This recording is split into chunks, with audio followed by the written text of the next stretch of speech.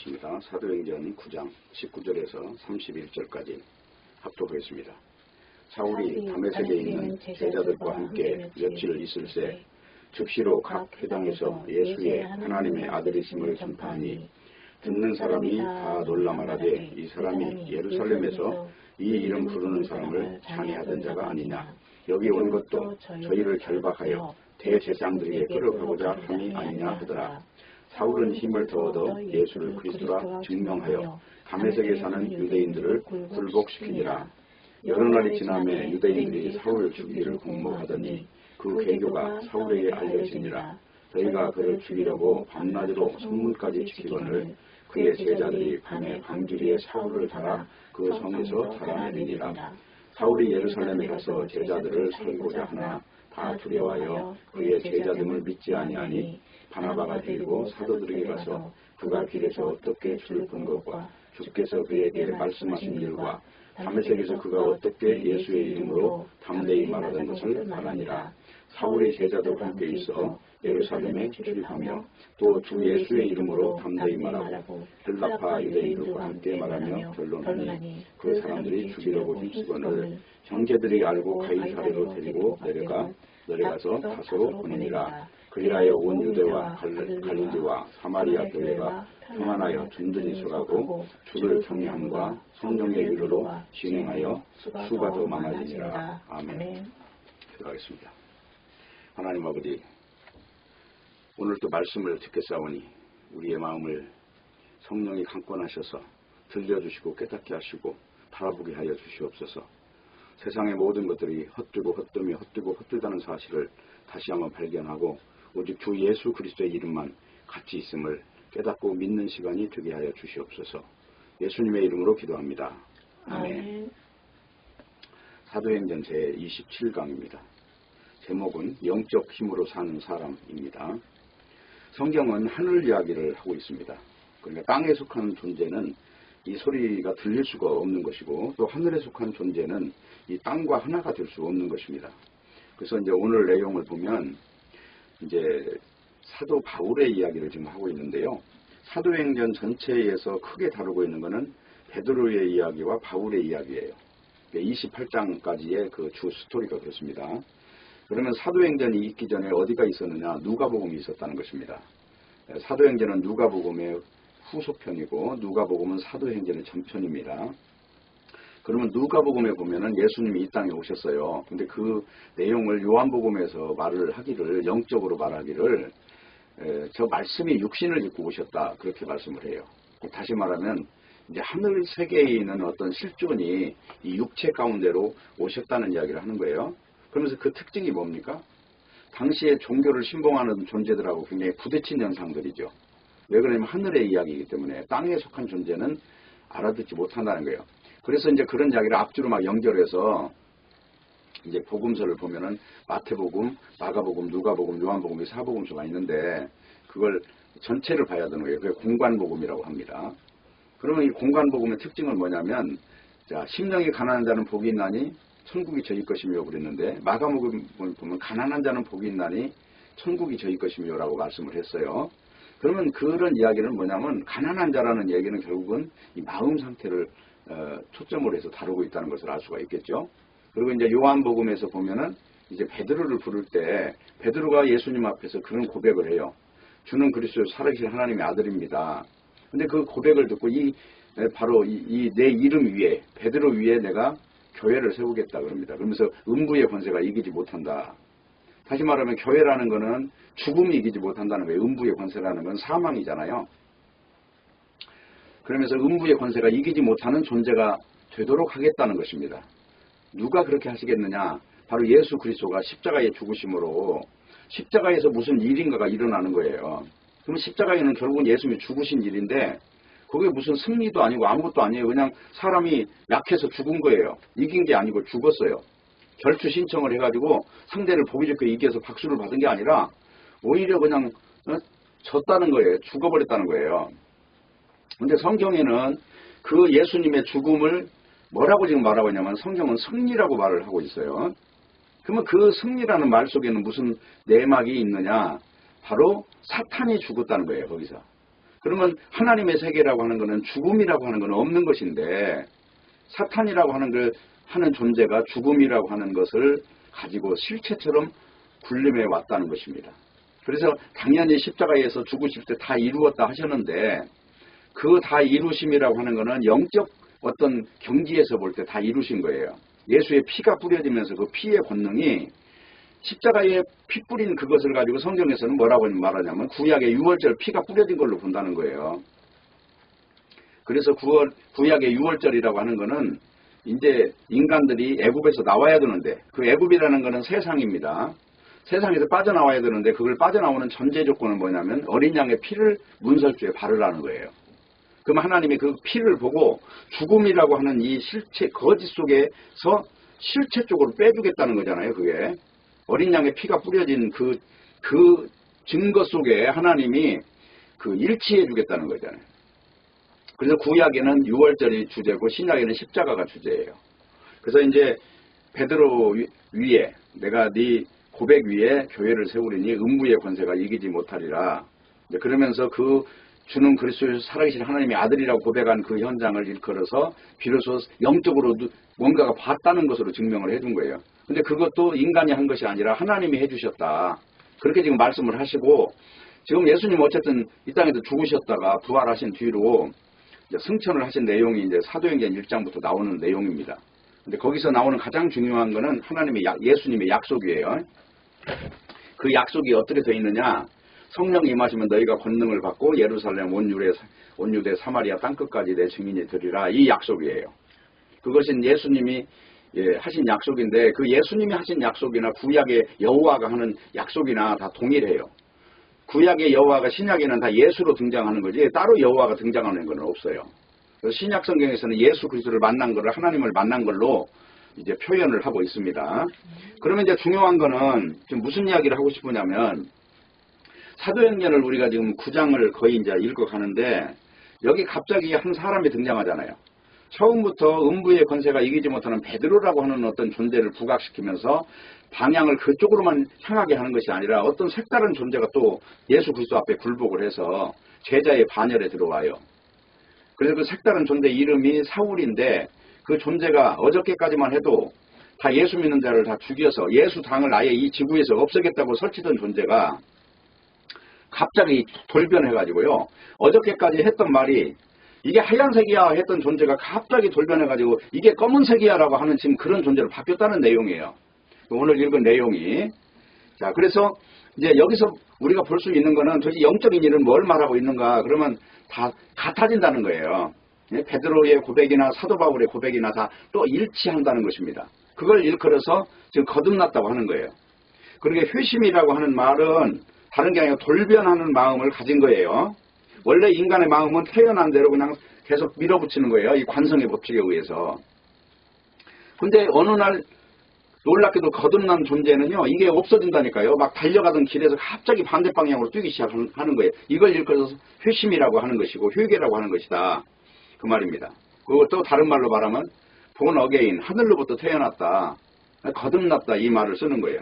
그러니까 요한복음 3장 5절에 보면은 예수께서 대답하시되 진실로 진실로 이게 이르노니 사람이 물과 성령으로 나지 아니하면 하나님 나라에 들어갈 수 없느니라 이렇게 돼 있어요. 그러니까 인간이 거듭난다고 하는 것은 뭐예요? 성령으로 거듭나야만이 거듭났다고 하는 것이란 말이죠. 성령으로 거듭났다 그 말은 지금 여기 제자들이 하는 용어와 그 말의 법칙이 다 똑같아진다는 것입니다. 지금 사도 바울이 제자들하고 아주 원수지간이었다가 지금 여기 지금 사도행전 9장에서 딱 보니까 갑자기 어떻게 됐는가 보세요. 제자들하고 같이 돌아다니는 사람이 됐고 제자들하고 똑같이 복음을 전하는 사람으로 바뀌었다는 거예요. 이걸 갖다가 거듭났다 회심했다 하는 거예요. 지금 교회 옛날에 다니던 교회 똑같이 다니면서 무슨 도덕적인 어떤 좀 달라진 이런 걸 가지고 거듭났다는 용어를 쓰는 게 아니라 지금 전혀 다른 세계 속으로 인생이 바뀐 거예요. 이거를 거듭났다 하는 것입니다. 그러니까 이거는 인간의 능력 밖의 문제예요. 아무리 구원받으려고 아주 뭐 선한 행위를 총동원해도 예수님 쪽에서는 그걸 선의 기준에 넣지도 않습니다. 그러면 선의 기준은 뭐냐? 딴 게 아니에요. 바로 예수가 도대체 그리스도라고 하는 이것에 대해서 전폭적으로 눈을 뜨는 거예요. 예수가 다야. 나의 행위 의미 없어. 나의 행함, 선한 행함 이런 거는 자랑할 가치도 없고 오히려 그 배설물이야. 배설물이라고 하는 거는 뭔지 아시죠? 배설물이 뭐예요? 자, 배설물의 특징이라고 하는 거는 그걸 자랑할 수 있습니까? 아주 더 쉽게 말하면 내가 화장실에 가서 대변을 봐가지고 그걸 야, 이 내 대변 좀 봐 하면서 자랑할 수 있습니까? 그 아주 사람들이 볼 때 추한 거잖아요. 그게 쓰레기, 코 묻은 쓰레기 같은 거. 그죠? 아주 막 뭐 잘못돼가지고 막 그냥 빨리 씻어내야 되는 이런 걸 가지고 자랑할 수 없는 거잖아요. 그와 같이 지금 거듭났다 하는 이거는 육체에 관한 모든 것들이 다 부끄러워져야 되는 거예요. 이거 내가 세상에서 자랑거리, 내놓으라 하는 것들 이런 것들이 전체가 다 이거는 그리스도의 영적 세계에서는 아주 걸림돌 중에 걸림돌이고 이거는 치명상을 입을 수 있는 것들이다 하는 것입니다. 그것을 분명히 해야 돼요. 그래야 거듭나는 것이 뭐다 하는 걸 알 수가 있다 하는 것입니다. 그러니까 이 거듭나는 건 하늘의 해가 멈췄다 해도 인간의 마음은 안 달라져요. 달라질 수가 없어요. 이건 성령의 역사가 아니면 절대로 달라지지 않는다는 것입니다. 그래서 오늘 본문에서 봐야 될 거는 그동안 사울이라는 사람이 하나님 앞에서 추구했던 것이 뭐냐 이거 하고 그 다음에 지금 9장 지금 예수님을 만나고 난 뒤에 그가 방향을 어떻게 바뀌었는가 이걸 보면 알 수가 있는 거예요. 그 첫 번째 문제가 뭐죠? 바로 의에 관한 문제잖아요. 의에 관한 문제. 예수 믿는 자를 잡아 죽이는 일은 뭐냐? 지금 여호와 하나님을 믿는 관점에서 볼 때 구약 성경의 율법을 기준으로 바라보는 시선이었죠. 근데 지금 예수님 만나고 난 뒤에는 율법 자랑 못해요. 네? 그런 사람은 바뀐 거예요. 그러니까 의의 척도가 갑자기 화들짝 바뀐 거죠. 바로 이걸 일컬어서 회심이라고 하는 거고 회개라고 하는 것이다. 거듭났다 하는 것이다. 그런 이야기예요. 그러니까 사울이라는 사람이 가졌던 옛 마음이 의의 척도가 달라짐으로써 그 옛날에 추구했던 의를 추구했던 집요한 그 모든 것들이 단숨에 그냥 끊어진 거예요. 아, 그거 정말 형편없는 것을 가지고 내가 그토록 몸부림을 쳤구나. 그 사실을 명확하게 안 것입니다. 예? 그리고 나서 이걸 끊는 거예요. 그러니까 이 단숨에 바뀌는 계기가 뭐냐면 하나님의 의라고 하는 것을 알았다는 것입니다. 그 하나님의 의라고 하는 것이 지금 로마서 3장부터 나온다니까요. 다시 보겠습니다. 여기 21절 보세요. 이제는 율법 외에 하나님의 한 의가 나타났으니 여기서 하나님의 한 의라고 그랬죠. 여기서도 하나님의 의가 나오고 1장에 가서도 하나님의 의가 나와요. 1장 17절에 보면 복음에는 하나님의 의가 나타나서 믿음으로 믿음에 이르게 하나니 그죠? 여기 하나님의 의라고 하는 거는 믿음으로 간다는 거예요. 행함으로 가는 게 아니고 믿음으로서 출발해서 믿음으로 종결되는 것이 하나님의 의예요. 지금 오늘 나오는 사도 바울이 잡았던 것이 과거에는 뭐였어요? 율법을 기준으로 한 행함을 가지고 있었는데 그거 다 버린 거예요 지금. 그래서 이 하나님의 의라는 용어를 쓴단 말입니다. 자, 3장을 다시 가보세요. 3장 22절로 가보세요. 곧 예수 그리스도를 믿음으로 말미암아 모든 믿는 자에게 미치는 하나님의 은이 차별이 없느니라. 하나님의 의라고 하는 거는 유대인이나 헬라인이나 차별이 없는 거고 누가 선하게 살았느냐 하는 건 의미가 없어요.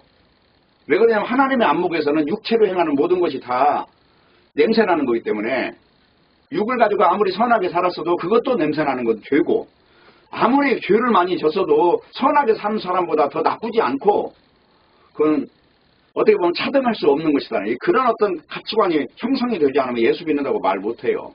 인간의 행함이라고 하는 걸 가지고 잣대를 자꾸 적용하는 사람이 예수 십자가의 의를 붙잡을 수는 없는 거거든요. 자, 이 하나님의 의라고 하는 것이 중요하다 하는 거예요. 자, 그래서 27절 보세요. 그런즉 자랑할 데가 어디 있느냐? 있을 수가 없느니라. 무슨 법으로나 행위로가 아니라 오직 믿음으로 되는 것이다. 이 믿음이라면 예수님이 한 일을 통해서 다 완성된 세계를 그냥 선물로 받는 거예요. 이걸 믿음이라고 한다 하는 것입니다. 자, 그렇기 때문에 이 의에 관한 척도가 바뀐 사람이냐 아니냐 하는 것이 중요해요. 그러니까 예수님에 대한 인식이 바뀐 거 이걸 가지고 거듭났다고 한단 말입니다. 그래서 하나님 앞에서 어떻게 하면 의롭다함을 받을 수 있느냐에 관한 마음 그 주제가 선명하게 있어야 돼요. 어떻게 하면 하나님의 의에 도달할 수 있는가? 그거는 어떻게 행함이 아니에요. 아니고 예수 그리스도를 누구로 보느냐 이 문제에 관한 것이다 하는 것입니다.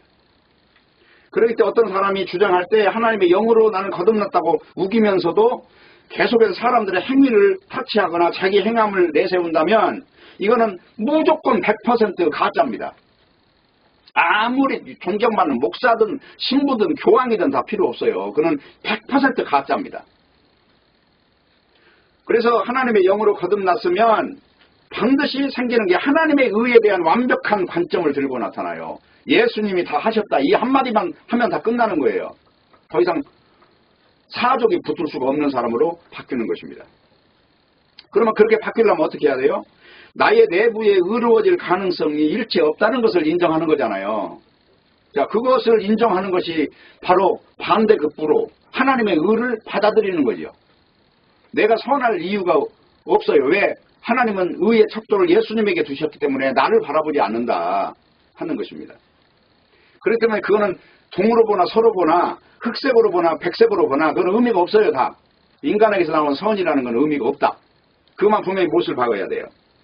그래서 요한복음 16장 8절부터 보면은 이렇게 나와 있네요. 그가 와서 죄에 대하여 의에 대하여 심판에 대하여 세상을 책망하시리라.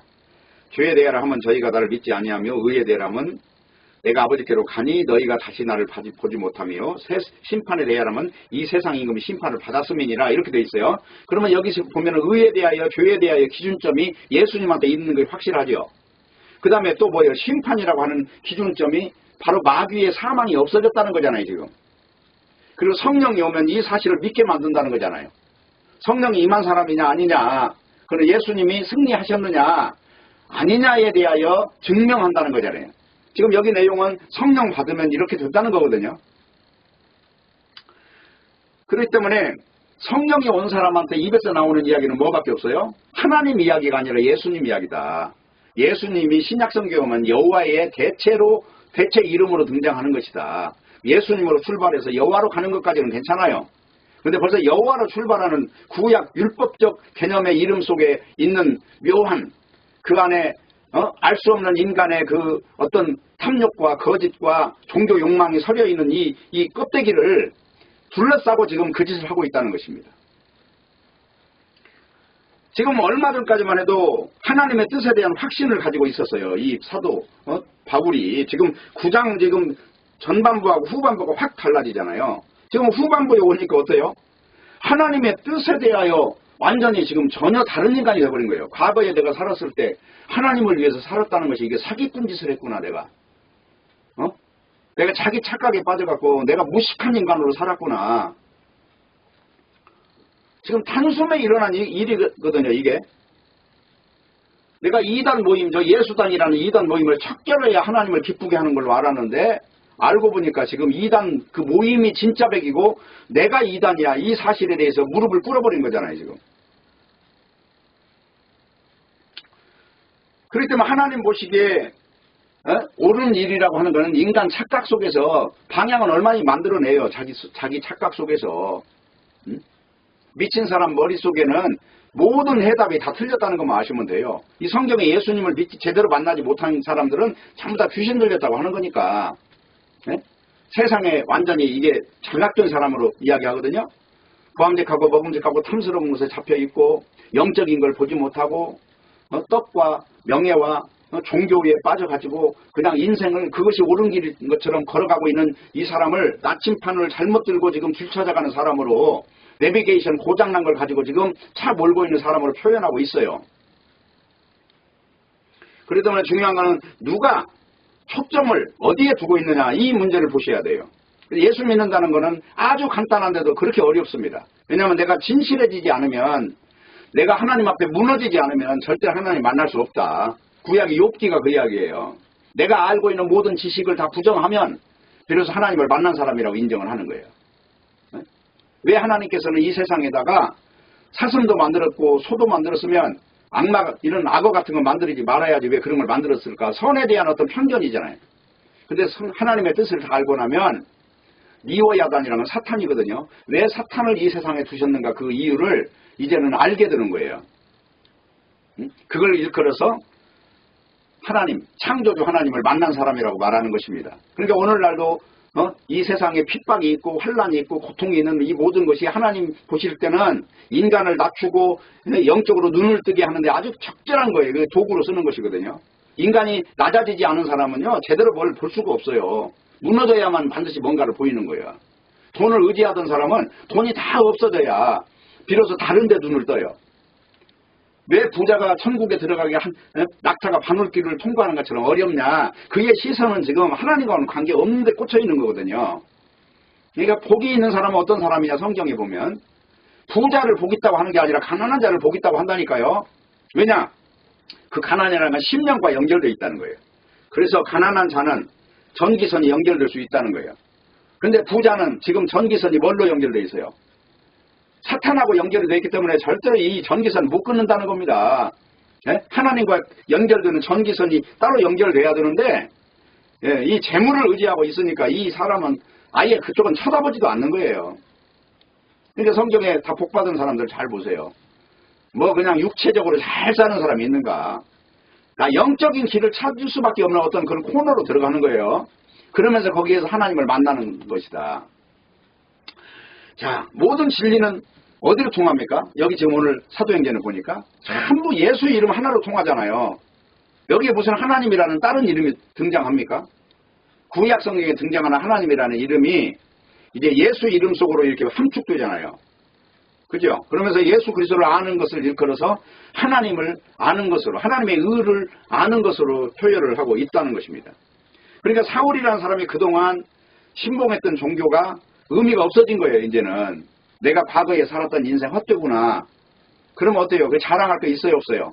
지금 그 말을 하고자 하는 것입니다. 자랑할 거 없다. 내가 과거에 살았던 거, 내가 이렇게 살았어. 이 소리 일체 부끄러워서 말 못하는 거예요.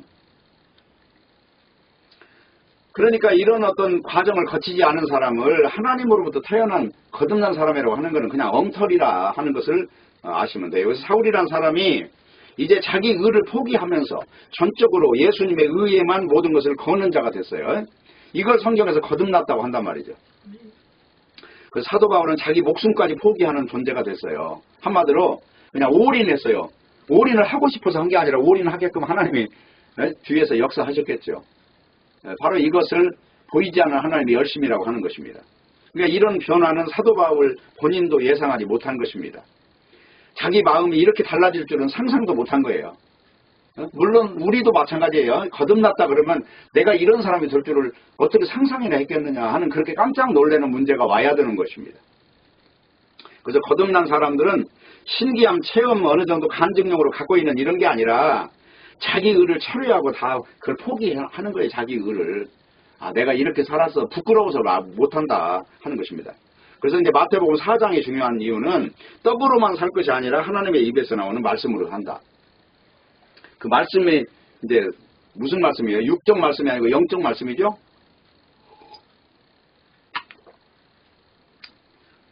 그러면서 이제 그 육적 그 유혹을 이기는 내용이 나오잖아요. 자, 떡을 만들어 돌 가지고 그거 거절해버리잖아요.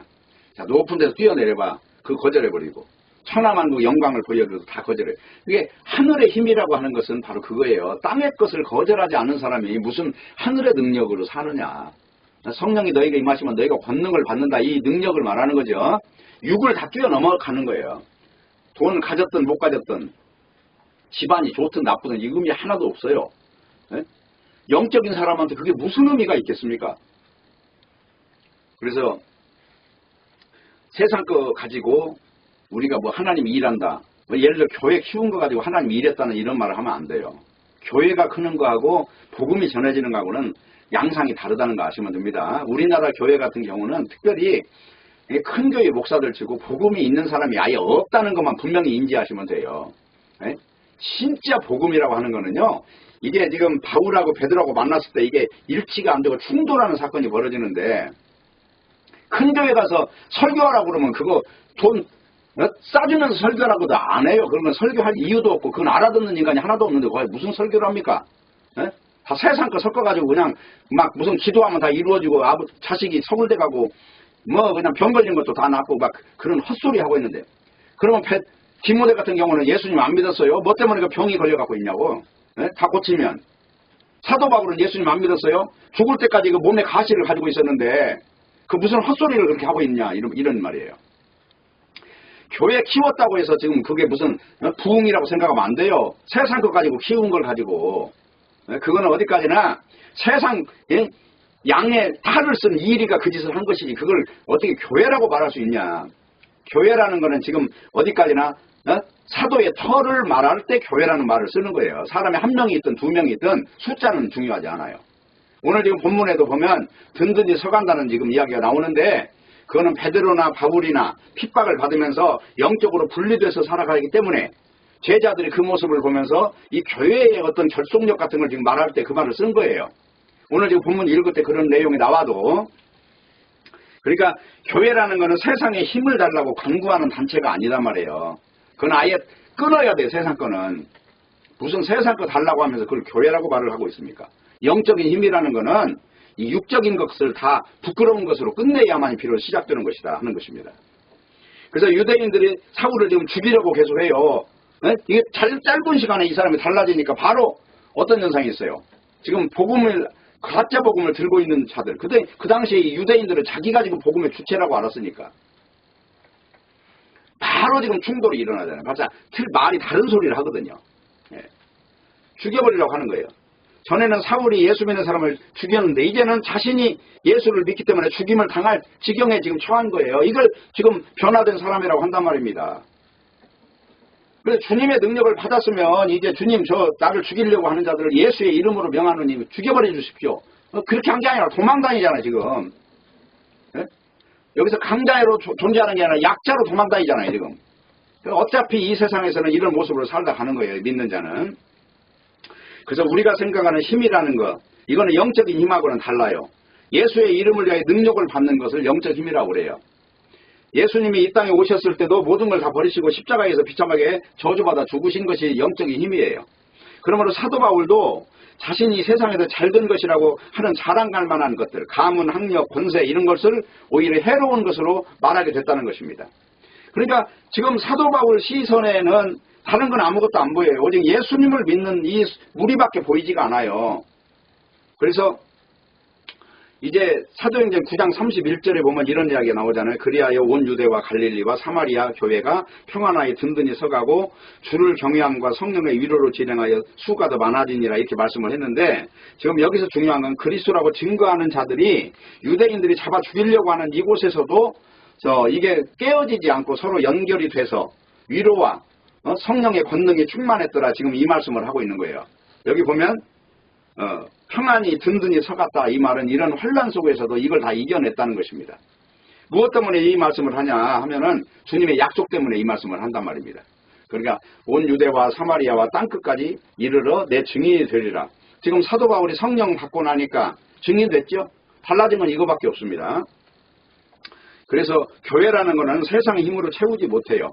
오직 하늘의 것이기 때문에 충돌할 수밖에 없고 그런 것들은 우리가 일상 생활하는 데 속에서 순간순간 계속 나타난다는 것입니다. 그래서 성도의 힘이라는 것은 세상의 힘이 아니에요. 변함없이 그리스도를 바라보는 이것을 성도의 힘이라고 하는 거예요. 그래서 이런 힘은 우리 스스로에게서 나올 수가 없어요. 왜냐하면 땅에서 나온 것을 다 버려야 되기 때문에. 그래서 이거는 철저히 하늘에서 내려오는 권세에 의해서 만들어지는 것입니다. 그래서 고린도후서 1장 8절 보면 이런 말이 나와 있어요. 형제들아 우리가 아시아에서 당한 환난을 너희가 알지 못하기를 원치 아니하노니 힘에 지나도록 심한 고생을 받아 살 소망까지 끊어지고 우리 마음에 사형 선고를 받은 줄 알았으니 이는 우리로 자기를 의뢰하지 말고 오직 죽은 자를 다시 살리시는 하나님만 의뢰하게 하심이라. 이거예요. 왜 환난이 오느냐면 인간에게서 나온 건 다 버리라는 거예요. 다 버리고 영적인 하나님만 바라봐라. 지금 그 말이죠. 그가 이같이 큰 사망에서 우리를 건지셨고 또 건지시리라.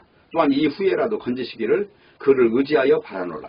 그러니까 이런 것들은 다 복음 증거하는데 필요 때문에 이런 것들을 구조하여 만들어내신다는 것이잖아요.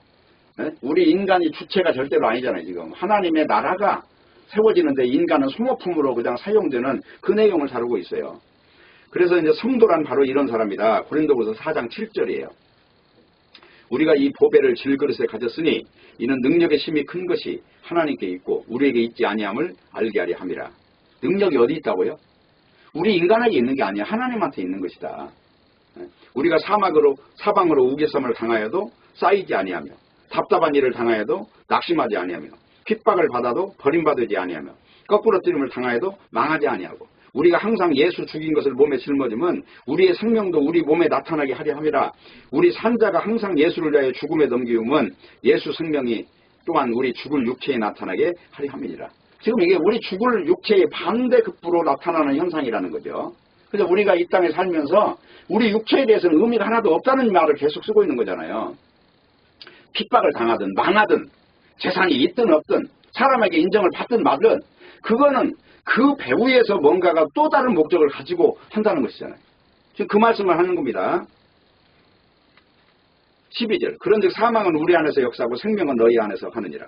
기록한 바 내가 믿는 고로 말하였다 한 것 같이 우리가 같은 믿음의 마음을 가졌으니 우리도 믿는 고로 또한 말하노라. 그러면서 이제 고린도 사람들에게 지금 증거하는 사도 바울이 영적인 존재로 살아가는 것이 이런 것이다.